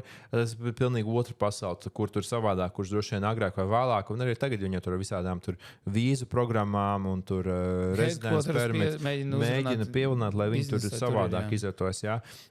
Pat par to otro segmentu, protams, arī mēs varētu pacīnīties, lai gan... Es to sadzirdēju iepriekš, tu teici, kad vajag, lai tos lokācija laba priekš ofisiem. Jā. Mums jau arī tagad ir, mums jau ir Eiropas līmenī daudziem IT uzņēmumiem, back office, tiem pašiem fintechiem, back office. Mums ir ļoti laba izglītība cilvēki. Laba izglītība, bet redz, tikai ar vietējo darba spēku, protams, tur vēl ir... Arī nav tik dārgi. Vēl ir, kur pieaugt ar vietējo darba spēku, bet tu nevarēsi mūžīgi pieaudzēt. Ja tev vajadzēs darīt to, ka tu esi spējīgs piesaistīt kvalificētu darba spēku no ārpuses. Bet Lietuvai tas ir tā izdevies. Lietuvai ir izdevies vairāk noteikti, jā. Viņiem gan paši savus lietuvieši viņi nodarbinājuši vairāk uz to segmentu. Es nezinu, vai viņi iebraucējuši dabūjuši tāds daudz kvalificēts, bet arī tas pats, mēs varam izslaveni ir indiešu programmētāji vai indiešu IT cilvēki.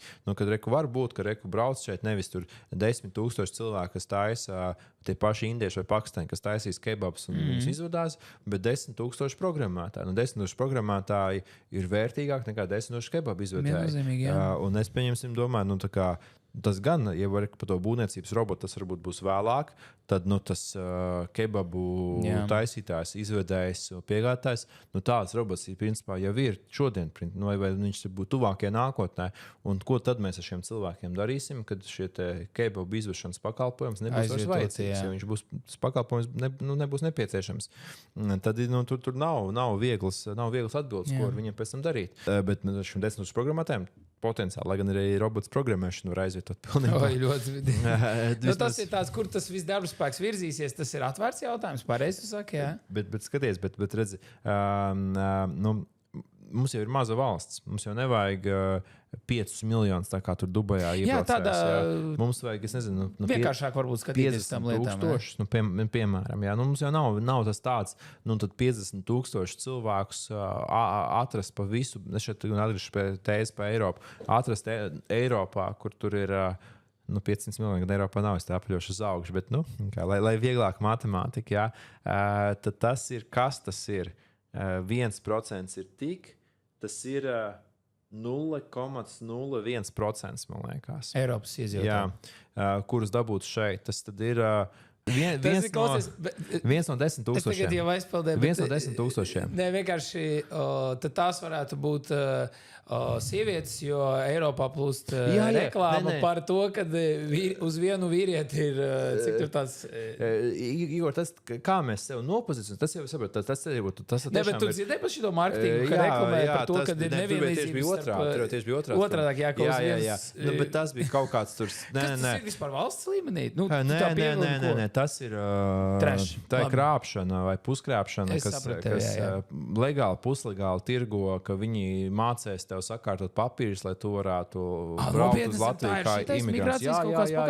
Jā. Oh my God! Tas vismaz, ja es pareizi, kaut kur lasīju internetā. Pilnīgs trešs. Līdz ar to tas tur ir tāds, kā tu vienkārši iepako šo te absolūti nesaprotamo pakalpojumu. Okay. Man vienkārši cilvēki no Eiropas teikuši, tā ir taisnība. Es saku, kur tas vispār nāk? Bet atpakaļ pie tās tēzes un skaties, iedomāsimies 50,000 augsti vai vidēji kvalificētus cilvēkus, bet garīzē ne jau kebabu izvedējs, bet tos, kas ir pašsarošana biroja darbinieku. Tad valsts vajadzētu tādas programmas padomāt par to. Kā viņus piesaistīt, ar ko mēs varam Eiropas līmenī būt labāki? Skaidrs, ka vienkārši tāpat viena ar to, kas jau mums ir, tad tas jau būtu noticis. Ja. Tas skaidrs, ka kaut kas tas ir pašsaprotami. Tad kaut kas ir jāuzlabo, kaut kas ir jāpamaina. Kas tad tas varētu būt? Ja? Es saku, iedomājieties, tas ir viens no 10,000. Tad, ja tu aptaujās 10,000 cilvēkus, labi, tur jāņem nos, ka tur ne jau viss ir darba spējas vecuma, un tur tā, un tev beigās nāks, nezinu, viens no tur 2,000 vai kaut kas tam līdzīgs. Bet tāpat tas ir. Tu aptaujā 200 cilvēkus. Un vai nav tā, ka kādam varētu kaut kas derēt tieši nodokļu, piemēram, ja? Vai nav tā, ka vienam no 2,000 cilvēkiem, kur jau mēs esam atfiltrējuši tur seniors un bērns un paņēmuši tur mērķi grupā, ja tur, nezinu, tur starp 20 un 40 gadiem, piemēram, vai nav tā, ka vienam no 2,000 būs tāds, es labprāt atbraucu šeit uz Latviju, es labprāt strādātu oficiāli, saņemtu oficiāli neto algu, un man tur būtu mikro kaut kāds nodoklis. Jā, es apzinos, parakstīšu papīru, es apzinos, kā mans sociālais uzkrājums un tur potenciāli nākotnes pensija ir maza, jo viņš uz to skatās kā uz 5-10 gadu periodu, kurā uzkrāt savu privāto kapitālu. Kā piemērs. Ja? Es domāju, ka tas pat nebūs viens no 200, tas būs viens no 100 tādu cilvēku. Ja? Un tu vari radīt to vilkmi, piemēram, ar šādu. Ja? Un ko tu vari dabūt, kad reku tev nāk tas, nezinu, lielais ārvalsts uzņēmums, kurš izskata dažādas šīs valstis. Es, protams, nezinu, tur varbūt viņu atmest ar roku šādai lietai, bet viņi izskata, nezinu, dažādas valstis. Un reku, Latvijā tur ir šāds nodokļu režīms speciāls, tur uz laiku iebraukušiem ārvalstu strādniekiem. Mēs redzam, ka mēs varam šeit piesaistīt un mums šeit nodarbināt. Tur speciālisti no Francijas būs lētāk nekā Francijā, un viņš saņems, viņš nesaņems varbūt gluži franču algu, viņš saņems, viņš nesaņems franču pilnu algu, varbūt pat saņems. Garā ziņā viņa dzīves kvalitāte ar to algu, kas būs šeit, būs būtiski labāk nekā Francijā. Jo viņš vienkārši vairāk naudas saņems lētākā valstī, vairāk var uzkrāt. Jā. Protams, ar aizņemtu laiku, ar to domu, ka nākotnē viņam nebūs tā, saprot, ka viņam tad jābūt tik saprotamam tam pašam cilvēkam. Tur tiešām jāizskaidro tie noteikumi, lai nav tā, ka viņi apmāna. Kad vai nu viņam pašam jāuzkrāj savus pensiju, tas savus jāuztais, vai viņam ir jāapzinās, ka tas ir tāds tā kā, uz laiku, nezinu, tur no 25 līdz 30 gadu. Viņš šeit atbrauc, viņš šeit sapelna naudu, sastrādājas un brauc atpakaļ uz Franciju, jau iet oficiālā, tā kā franču sistēmā darbā. Bet tas būs mums tāds kā izaicinājums saistībā ar to cilvēku skaitu pret to nozari. Tieši nekustamā īpašuma nozare, būvniecība. Un tad, tu redzi, ka mums ir ļoti nopietni jādomā tieši par cilvēku skaitu, par populāciju. Jā. Redzi, un tas, ko es saku, redzi, un varētu teikt, ja nekas netiks darīts, kad kāda jēga tur paņem cilvēks, atbrauks tagad no Eiropas, un šeit ar mazu sociālnodokli strādās, jo mums taču vajag to sociālnodokli par savām pensijām, kas it kā tā ir. Jā. Bet ja mums tie cilvēki neatbrauc, mums jau arī tas sociālnodoklis uzkrātais, viņš jau nepalielinās. Un labāk mazāks nekā nekāds, ja tā jāskatās. Jā, un tie cilvēki šeit atbrauc pat, ja viņi nemaksātu pilnu to nodokli. Viņi taču tāpat, viņi ies uz kafejnīcu, viņi ies uz restorānu, viņi ies pie friziera. Īpaši viņi būs labi atalgoti, viņi diezgan daudz atstās, viņi īrēs dzīvokļus, un tur būs PVN, tur būs tāds nodoklis. Viņš jau atnāks tā nauda atpakaļ citos veidos un būtiski to ekonomiku sildīs, būtiski iedos konkurētspēju. Protams, tas ir tas pats, kā nosacīt, varētu teikt, tādā Dubajā. Tas ir kaut kāds uz laiku aizņemts tas darbinieks, bet nekur nav teiks, tāda tagad ir visa pasaule. Bet nekur nav teiks, ka viņam var piedāvāt. Viņš jebkurā brīdī var nomainīt savu nodokļu režīmu atpakaļ uz parasto. Piemēram, viņš mainās dzīves apstākļi, vai arī viņš pieņem lēmumu, ka viņš Latviju saist savu tālāko nākotni, jo viņš jūtās integrējies, un viņš hopts nomaina. Un tā, es domāju, ka redzi, laiks iet uz priekšu. Kāds jau to dara tā? Ar nodokļiem es nezinu, bet es zinu, ka tomēr Austrum Eiropai ir iespēja sevi atdalīt no Rietum Eiropas un nomērketot, kad jāsaka, ar dēļ mazāku iebraucēju skaitu īpatsvara. Mums ir augstāka vēl projām drošība, mums ir augstāka sabiedriskā drošība, jā. Kaut kāda sociālā vienotība, ka viņi nav sabiedrībā 2-3 slāņi, kas, labi, mums ir šis latviskais, krieviskais, tas izsanais šķēlums, bet varam paši pat aizdomāties tajā īstajā šķēlumā, kur būtu reliģiska kultūras izpratne, tas tiešām liela plaisas šķēlumā.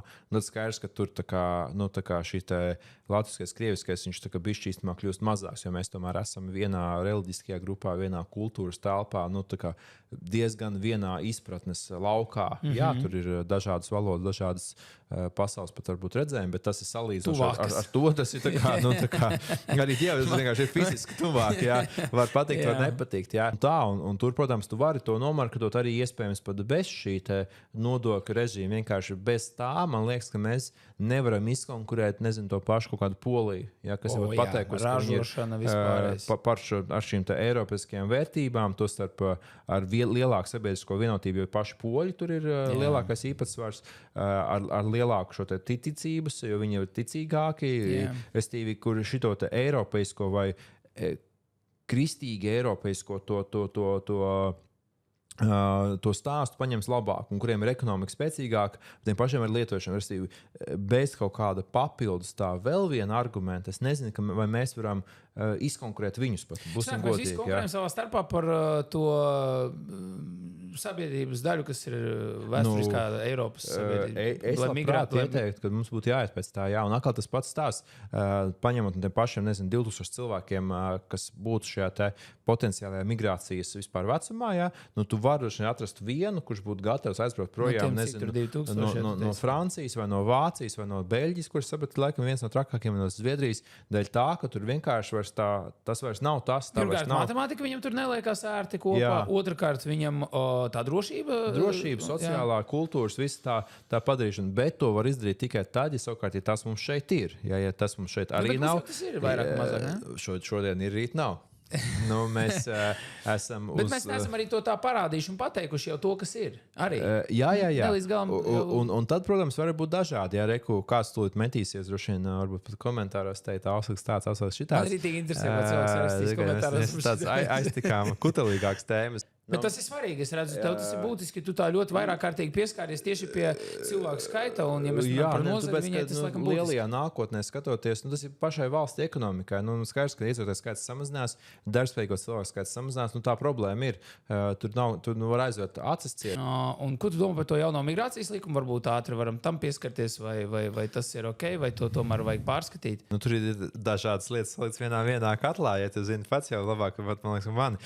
Tur ir šis klasiskais migrācijas jautājums, jo tiešām studentu vīzu, kur tur visādi cilvēki mēģināja viņus apspēlēt to sistēmu, ja tur darba vīzu, pakāpeniski sakārtoši, kas man liekas ir jādara. Tur tomēr ir jābūt stingrākai kontrolai. Līdz pat tam, ka jābūt arī fiziskai stingrākai kontrolē uz robežām, kas man liekas, mums nav. Tur es atceros, protams, nezinu, vai tā bija īsta bilde vai nebija īsta bilde, kur bija rinda. Rinda bija viena, bet otra bija, kur trepes, un ka viņi kā pāri vienkārši tur ir tāds žodziņš, un viņi kur vienkārši fiziski kā pāri. Es tiešām nevar zināt. Nevar zināt, jā, bet likās, ja tu tiešām tas ir tā, tad kāds līdz galam darbu nedara tā, kā tas būtu jādara. Tā nevar būt vienkārši šajos apstākļos, tā nevar būt vienkārši drāts, žoks kaut kāds, kuram tur pielikt 2-metrīgas trepas un pārkāpt pāri. Nav, kas tur nav. Un, ja var, tad kāpēc tas netiek tik pietiekami? Jā. Tur jābūt kaut kādam mehānikai.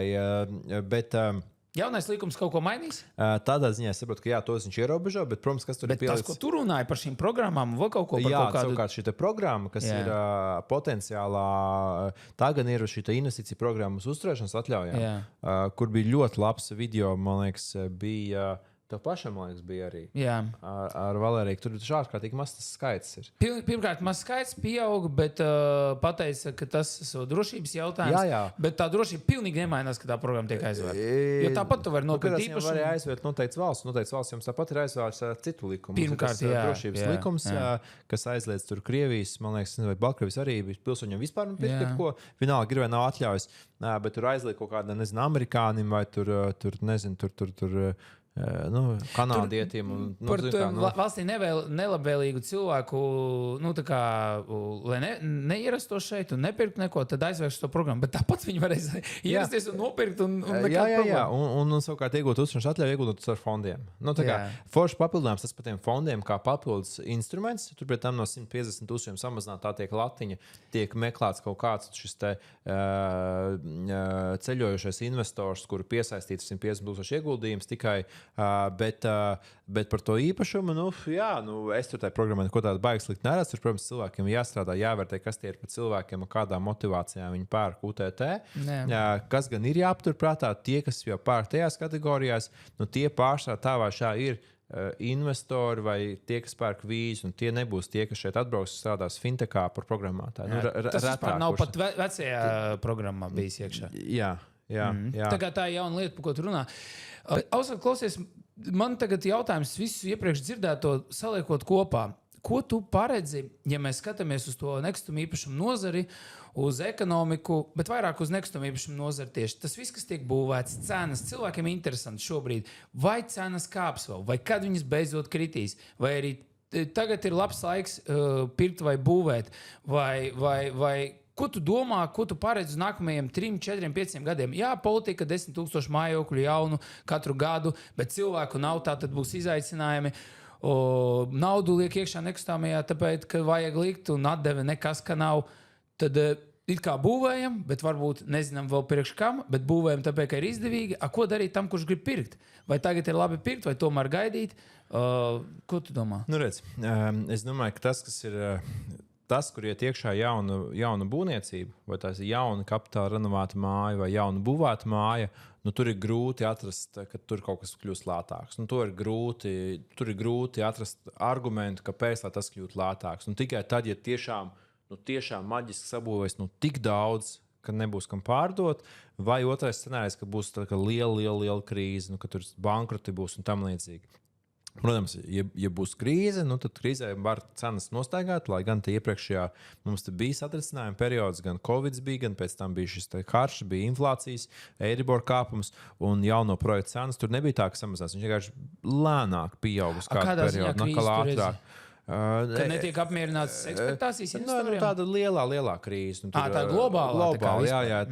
Tādā varbūt scenārijā kaut kas var tur nostaigāt, bet tā visu laiku pieaug algas, visu laiku pieaug būvniecības izmaksas, visu laiku pieaug jauno projektu cenas. Tas dots sēriju veidu, renovētām mājām kapitāla, kuras jauni tiek renovētas līdzīgi. Vienkārši mazākā tempā tas pieaugums ir, jo tās mājas ir, tur tas būvniecības īpatsvars ir mazāks.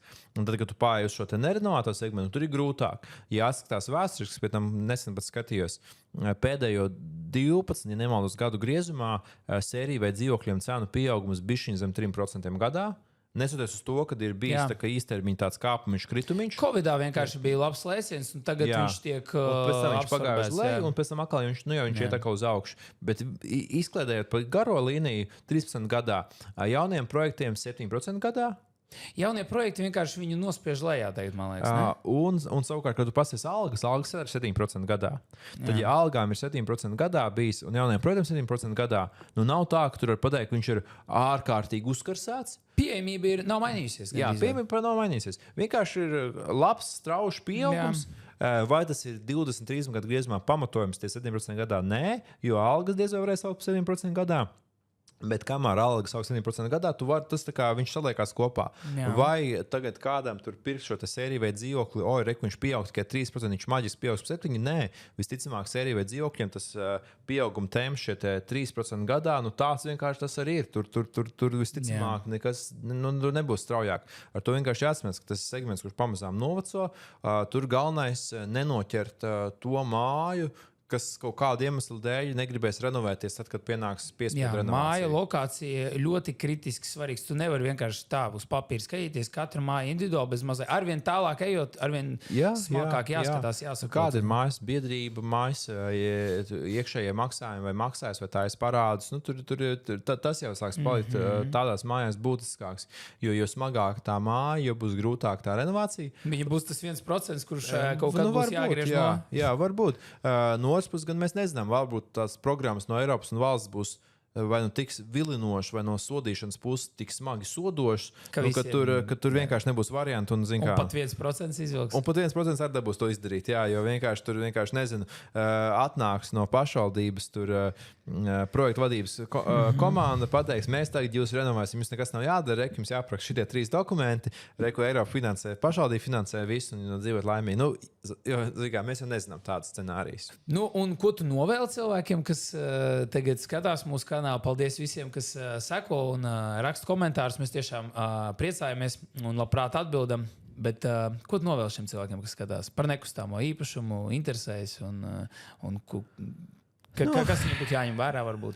Jā, jādomā par to, jāinteresējas, jāsako līdzi. Ja ir jau īpašumi, tajos ir jāiegūda laiks, enerģija, nauda arī visticamāk.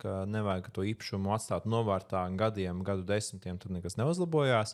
No tiem, kam nav īpašums, kas grib kaut ko papildus nopirkt, tad tiem, protams, tādu droši vien drosmi, apņēmību sākt to darīt. Kāds droši vien, kas ir gatavs, jo pircējs tam ir vieglāk, tad tam ir tas novēlējums vienkārši meklēt īpašumu un atrast īsto īpašumu. Bet skaidrs, ka tas prasa kaut kādā ziņā briedumu tiem, kas ir agrīnāki, lai gan, tie aģenti man tūlīt teiks, Austrija nestāsta tā, bet, protams, kad ir atsevišķi pircēju segments, kas ir agrākā brieduma stadijā, kam vienkārši labākais novēlējums ir pastaigāt par objektiem, pastīties sludinājumus. Izglītot sevi, kam tu tici, un kam tu tici, saprast, ko tu gribi, vienkārši sākt to darīt. Jo tas lēciens, man nav bijis neviens īpašums, neviens pirkums, un pēkšņi man ir pirmais nopirktais. Dzirdēju vienu kaut kādu tēzi par kaut ko, jā. Tas ir liels solis, un viņam ir jānobriest. Protams, katrs nākamais pirkums ir vieglāks, katrs nākamais ieguldījums ir vieglāks, bet tieši tas sākums ir tāds. Tur meklēt profesionālu palīdzību, izmantot aģentus, tos var ņemt, pierunāt kādu aģentu, lai arī palīdz uz iegādi. Ir arī tādi pakalpojumi, jūs droši vien arī tādu sniedzat. Par to, protams, arī jāsamaksā, bet tas ir. Tas ir tā vērts, atklāt sakot. Tas ir tā vērts, jā.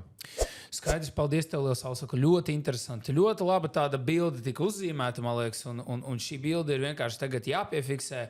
Varbūt var bišķi padomāt par to, saprast. Un tad jau kaut kad nākotnē zīmēsim jaunu bildi un skatīsimies. Tad atkal tiksimies, atkal runāsim, kas ir toreiz. Kas ir varbūt kāda programma jauna būs, varbūt pie mums brauks roboti. No Amerikas, no Ķīnas robots strādāt. Paldies tev, liels Ausekli. Paldies visiem, kas skatījās, lai visiem jauka diena un līdz nākamajām tiešraidēm, epizodēm un vlogiem. Paldies. Atā. Čau!